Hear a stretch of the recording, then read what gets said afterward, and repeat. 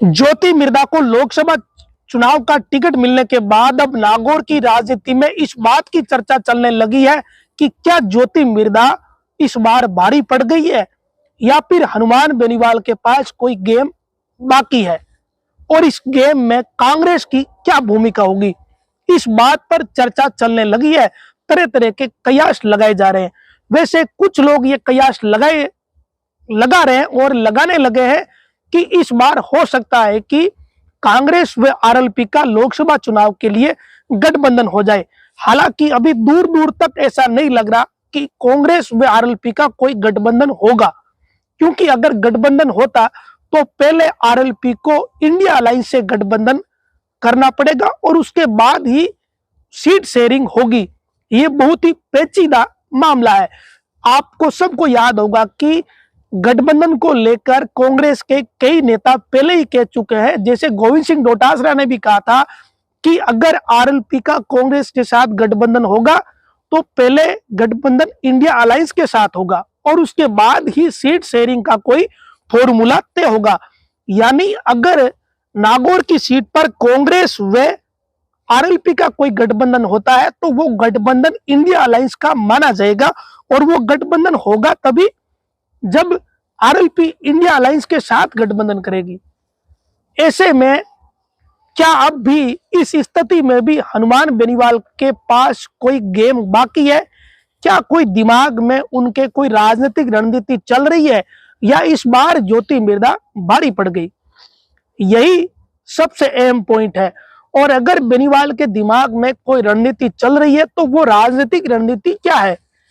अगर India alliance के साथ कोई गठबंधन होता है तो उस स्थिति में हनुमान बेनीवाल चुनाव लड़ेंगे या वो अपने परिवार के किसी और सदस्य को चुनाव लड़ेंगे?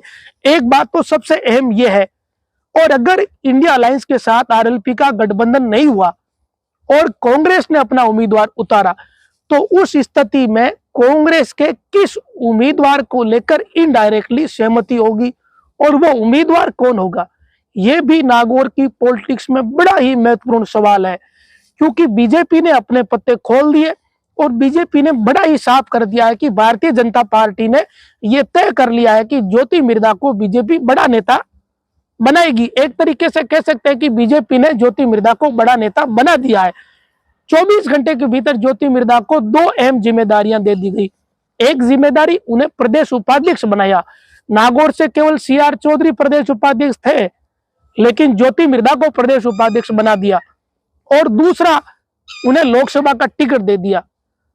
ये दोनों चीजें करके बीजेपी ने एक तरीके से यह मैसेज दे दिया कि हमने नागौर जिले की पॉलिटिक्स में बेनीवाल की काट ढूंढी है।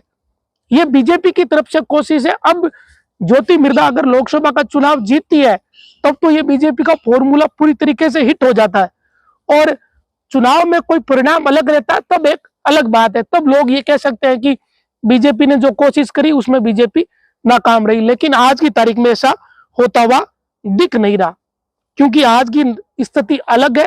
पूरे देश में स्थितियां अलग है। लोग मोदी के नाम पर वोट देते हैं। स्थानीय प्रत्याशी चाहे कोई हो, पब्लिक को कोई मतलब ही नहीं है। बहुत सारी पब्लिक से आप बात करो, संवाद करो तो पता चलता है कि जनता तो मोदी के नाम पर वोट दे रही है।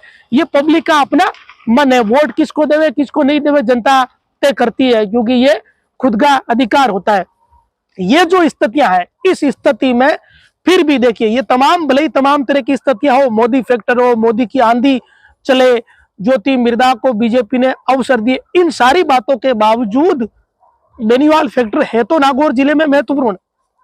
इसे सब लोग, सब पार्टियां इसे जहन में रखती है, इस बात को स्वीकार। हालांकि इन चीजों को कोई नहीं करता। विरोधी के बारे में अगर कोई अच्छी भी बात है उसे अगर पब्लिकली स्वीकार कर लेंगे तो फिर वो ठीक पॉलिटिकली मैसेज ठीक नहीं जाता। जबकि सबको पता है कि क्यूंसर, नागौर, जाइल ये वो बेल्ट है जहां बेनीवाल के पास अच्छा खासा वोट बैंक है।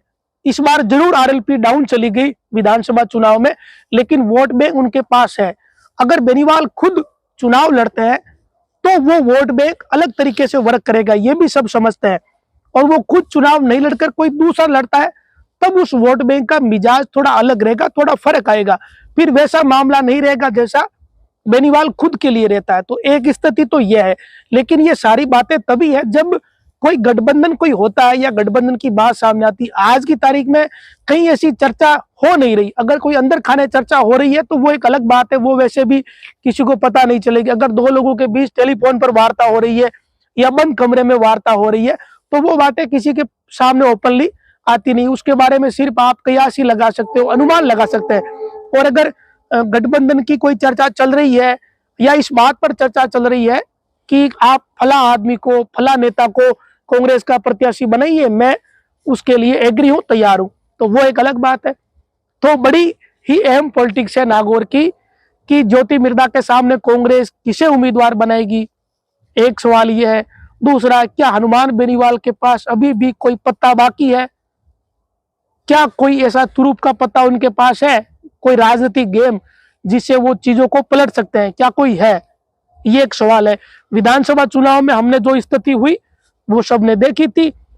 इनडायरेक्टली हरेंद्र मिर्धा को आरएलपी ने समर्थन किया था।